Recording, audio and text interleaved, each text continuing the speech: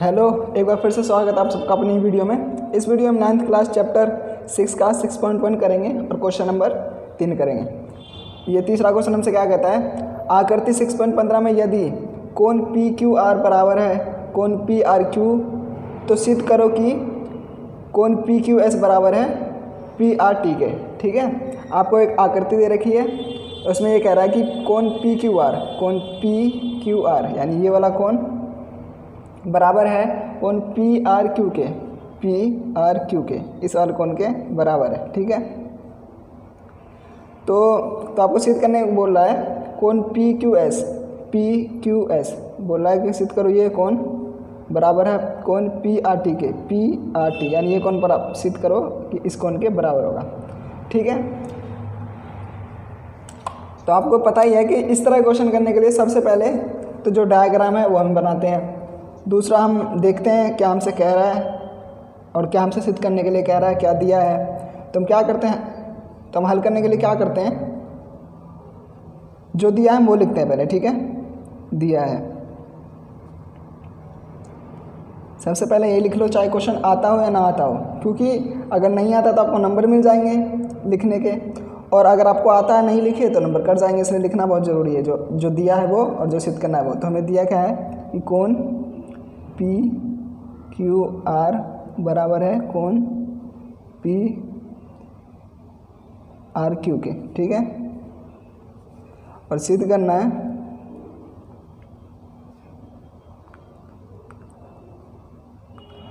सीधे हमें यहाँ पे करना है कि कोण पी क्यू एस बराबर है कोण पी आर टी के, पी आर टी। ठीक है, कोण पी आर टी के। अब देखना है यहाँ पे सिद्ध करने के लिए हम क्या करेंगे। देखो, सबसे पहले जब इस तरह के कोण वाले क्वेश्चन आए ना, जिसमें कोण की हमें आवश्यकता होती है, तो आप कोण का नाम दे दिया करो। जैसे कोण, इस कोण को हमने 1 मान लिया, इस कोण को हमने 2 मान लिया, इसको 3, इसको 4।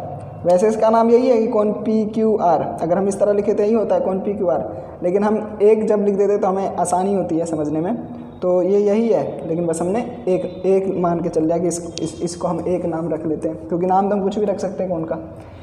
अब देखो हम क्या करेंगे। देखो, इस क्वेश्चन को सिद्ध करने के लिए आपको इस्तेमाल करना पड़ेगा रेखिक युग्म का। आपको याद होगा हमने पढ़ा था कि जब कोई रेखा पर कोई किरण गिरती है, जब कोई रेखा पर एक किरण गिरती है तो क्या होता है, जो युग्म बनते हैं दो कोणों का, वो क्या होते हैं आपस में 180 डिग्री का कोण बनाते हैं। ठीक है, एक रेखिक युग्म बनाते हैं, जो ये कोण और ये कोण क्या होता है 180 डिग्री का।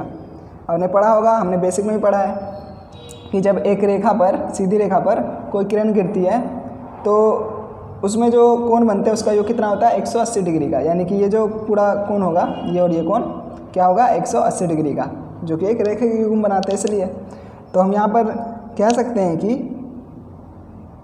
हल में हम ये कह सकते हैं कि कोण जो 1 है, 1 प्लस कोण 3 है, वो क्या होगा 180 डिग्री, है ना। कहाँ से, रेखिक युग्म। हमने पढ़ा था ना बेसिक में रेखिक युग्म। फिर ठीक उसी तरह हम ये भी कह सकते हैं कि कोण 2 प्लस कोण 4 क्या होगा 180 डिग्री, वही रेखिक युग्म से, क्योंकि यहाँ पे एक रेखा है और ये किरण गिर रही है। तो हमें पता है कि जब दो युग्म बनते हैं 180 डिग्री का कोण बनाता है, और हमें यही और ये तो आसान शब्दों में भी पता है कि हमें कि एक सीधी रेखा जो होती है उस पर 180 डिग्री का ही कोण होगा। ठीक है, तो हम यहाँ पे हम यही लिखेंगे, कोण 2 प्लस कोण 4 कितना हो गया 180 डिग्री।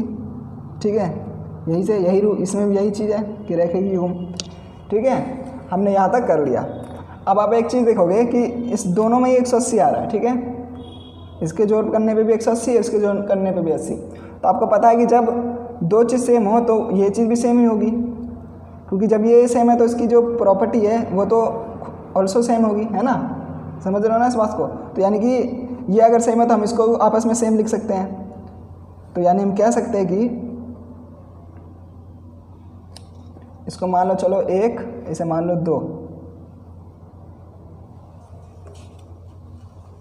तो हम कहेंगे समीकरण 1 और 2 से क्या है कि कोण 1 प्लस कोण 3 बराबर क्या हो जाएगा, कोण 2 प्लस कोण 4। इसलिए क्योंकि अगर ये बराबर है तो इस चीज़ को भी हम बराबर में लिख सकते हैं। हम कहाँ से लिए, समीकरण 1 और 2 से। अब यहाँ पर आप एक चीज़ देखना जो बहुत ही ज़्यादा इंपॉर्टेंट है।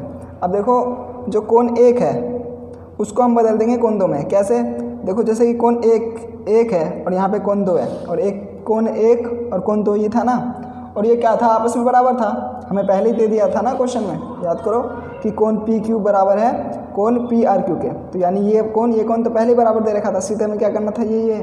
तो अगर ये कोण इसके बराबर दे रखा है तो कहने का क्या मतलब है कि अगर ये 70 है तो ये भी 70 है, ये 90 है तो ये 90 है, ठीक है। अगर ये 60 है तो ये भी 60 है, यानी ये दोनों हमें बराबर दे रखा है।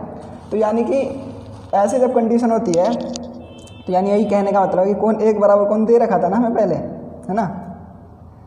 तो जब एक कोण बराबर एक कोण दे रखा है तो हम इन दोनों को एक मान सकते हैं। जैसे मान लो कि मैं इसे ये लिख सकता हूँ, कोण 2 प्लस कोण 3 बराबर कोण 2 प्लस कोण 4, ठीक है।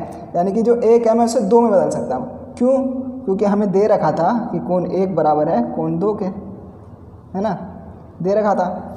ये आप इंग्लिश लेटर वाला भी लिख सकते हो कि कोण PQR बराबर कोण PRQ। ये क्या था, हमें दिया था ना। तो जब ऐसी कंडीशन दे रखी होती है ना कि कोण 1 बराबर कोण 2 है, तो मैं इसको 1 भी लिख सकता हूँ और चाहूँ तो इसको 2 भी लिख सकता हूँ। दोनों को मैं बराबर लिख सकता हूँ, दोनों को एक ही संख्या शब्द, यानी दोनों को मैं एक ही शब्द लिख सकता हूँ। क्योंकि कहने का मतलब तो यही है ना कि अगर ये 70 है तो ये भी 70 है, सिंपल सी बात है। तो अगर कोण 2 बराबर, तो इसलिए मैंने कोण 2 को 2 ही में बदल दिया। तो इससे क्या होगा कि कोण 2 से 2 कट गया, क्योंकि सेम चीज़ है।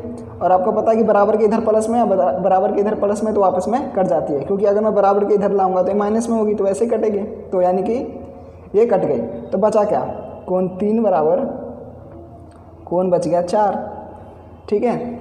और कोण 3 जो है वो क्या है, कोण 3 हमारा है PQS है ना।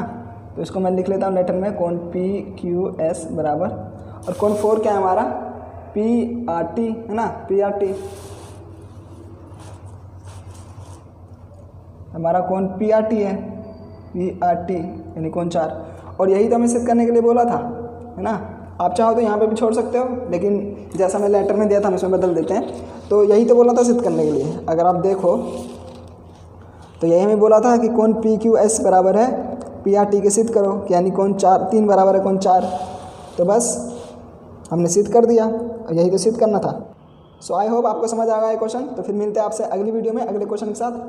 तब तक आप पढ़ते रहो और पढ़ते रहो। और अगर आपको कोई क्वेश्चन खोजने में दिक्कत होती है तो आप जाकर प्ले लिस्ट में देख सकते हो। मैंने हर एक चैप्टर की प्ले लिस्ट बना रखी है सीरीज बाय।